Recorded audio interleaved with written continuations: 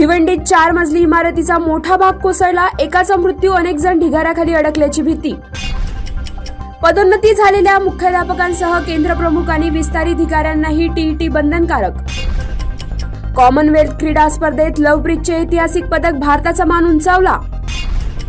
पेपरफुटी विरोधी विधेयक राज्यसभेत मंजूर, राष्ट्रपतींच्या मंजुरीचा मार्ग मोकळा. फुलेवाडा आणि सावित्रीबाई फुले स्मारकाच्या रखडलेल्या कामांवर छगन भुजबळांची नाराजगी. तपासाऐवजी पर्यटन करणाऱ्या 3 पोलिसांवर कारवाई, 2 वर्षे वेतनवाढ रोखली. सोलापुरात बनावट दारू कारखान्यावर मोठी कारवाई, लाखो रुपयांचा मुद्देमाल जप्त. सोलापुरात 6 लाखांहून अधिक किमतीचे मेफेड्रॉन जप्त, तरुण अटकेत. पाऊस नसतानाही भीमा नदीला पूर, नदीकाठच्या गावांना सतर्कतेचा इशारा.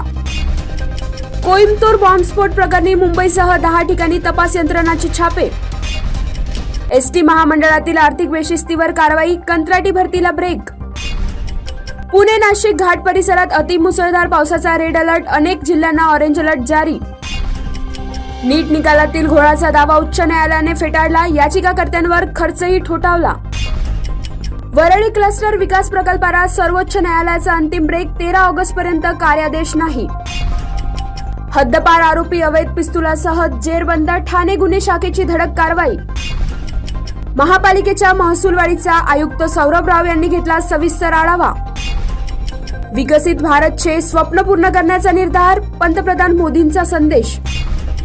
विरारमध्ये कौटुंबिक वादातून धक्कादायक घटना समोर, सासरे आणि सुनेतील वाद चिघळला. भिवंडी इमारत दुर्घटनेत बचाव कार्य सुरू, अडकलेल्यांचा शोध युद्धपातळीवर. मोबाईल कॅमेऱ्याशिवाय नीट पेपर कसा फुटला, सीबीआयच्या तपासात धक्कादायक माहिती. पुणे जिल्ह्याच्या घाटमाथ्यावर मुसळधार पाऊस, जनजीवनावर मोठा परिणाम.